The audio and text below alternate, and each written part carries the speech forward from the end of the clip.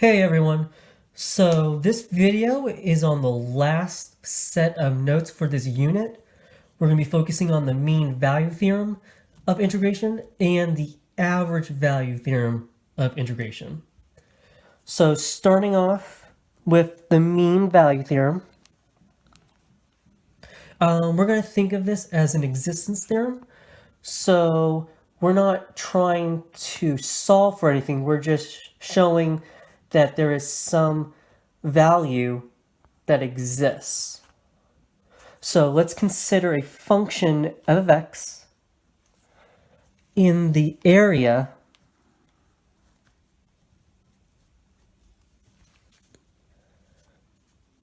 defined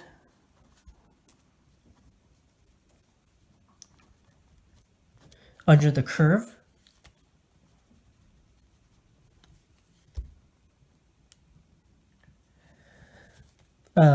by the lower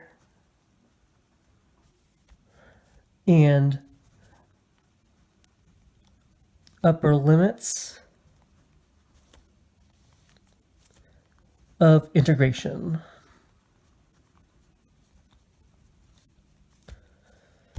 So again, we're considering the area of a function from a to b.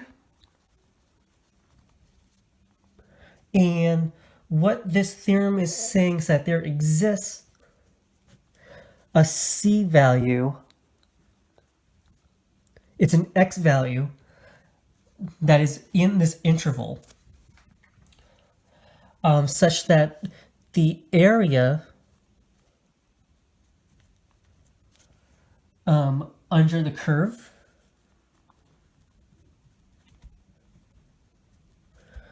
from a to b is going to equal to the following expression.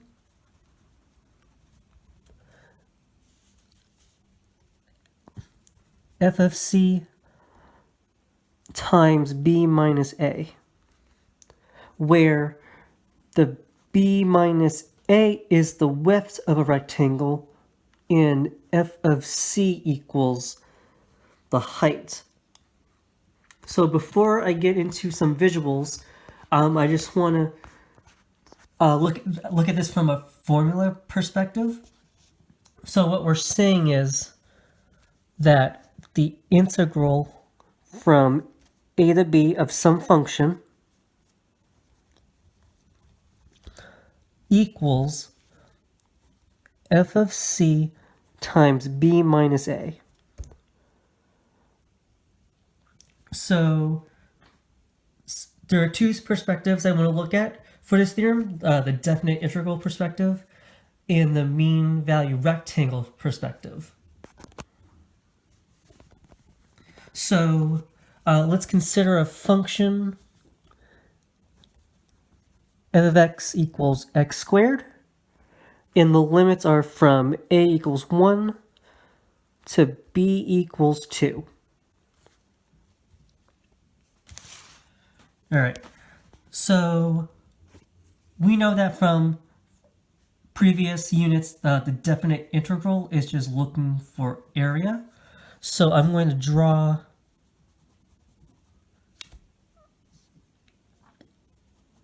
my function.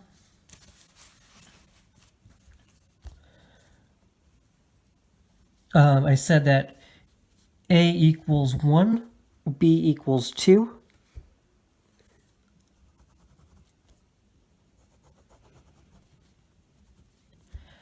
So from a definite integral perspective, we can easily evaluate to find area, which is that shaded region right here underneath the curve. But let's say I want to look at this from a mean value rectangle perspective. So that's where the b minus a and the f of c come into play. So let's say we have that function again. x squared from a equals 1 to b equals 2. So what this theorem is saying is that there's some c value, it could be here, here, or here, anywhere within this interval. I'm just going to put it right here for now. When we find the output, when we plug in c, we get the f of c. And from this value, we can create a rectangle that has some area. When it comes to rectangles, it's either width times height or base times height. I'm going to be using the word width. That width is that b minus a. And the f of c is the height. So from this perspective, what we're just saying is that there exists a height f of c that represents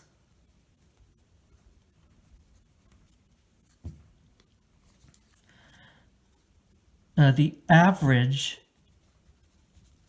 value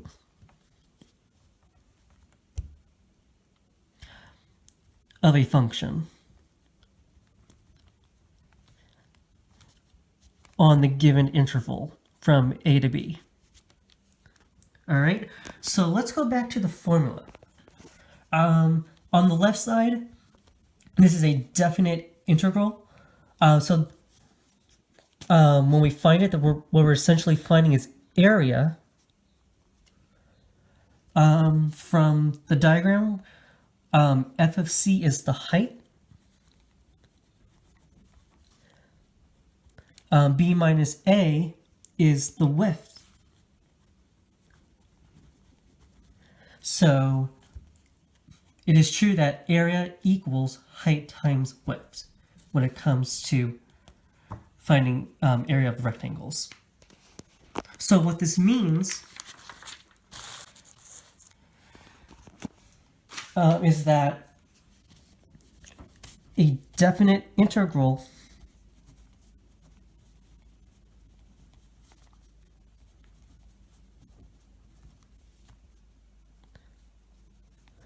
and the mean value rectangle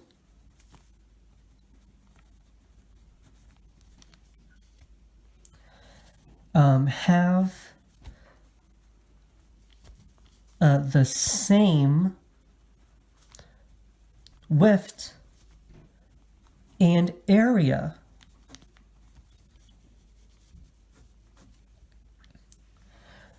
The height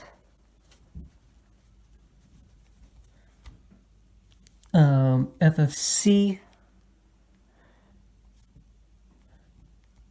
is a value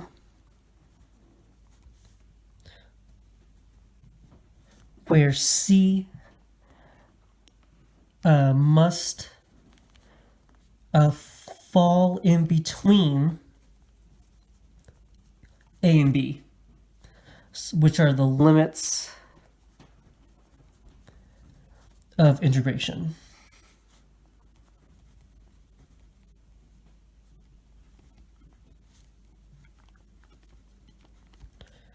All right. So again, this mean value theorem is just an existence theorem, just showing that there is some c value that exists in that interval. But let's say we want to find f of c and even the c value. If we look at the formula for the mean value theorem, the integral equals f of c times b minus a. So if you want to get f of c by itself, we just divide by b minus a to both sides. So my f of c is going to equal the 1 over b minus a, because we're dividing, times the integral from a to b of that function. All right, so let's look at an example. We have find the average value of the function f of x equals x squared from x equals 2 to x equals 4. And also we want to find c. So from the description, I know that a is going to equal 2. That's my lower limit. And b is going to equal 4, because that's my upper limit. So what I'm saying is that f of c equals that 1 over b minus a, so 4 minus 2, times the integral from 2 to the 4 of that function, which is x squared.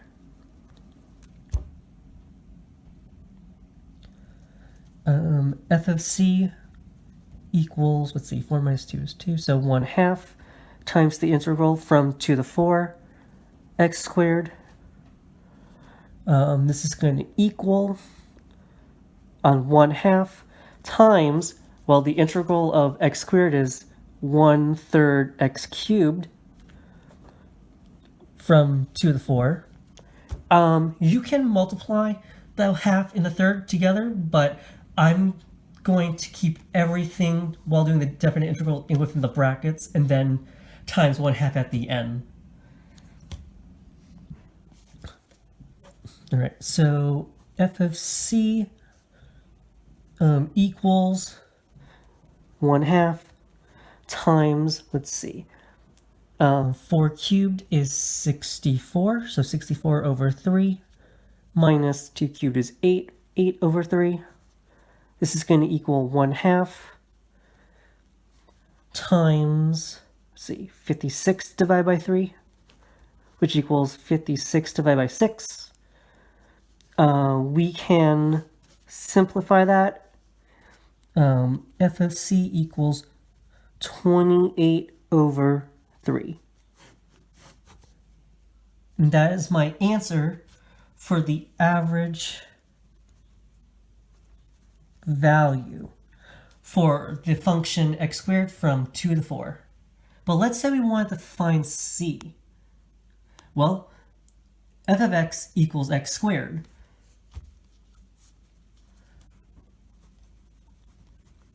So that means c is going to become c squared.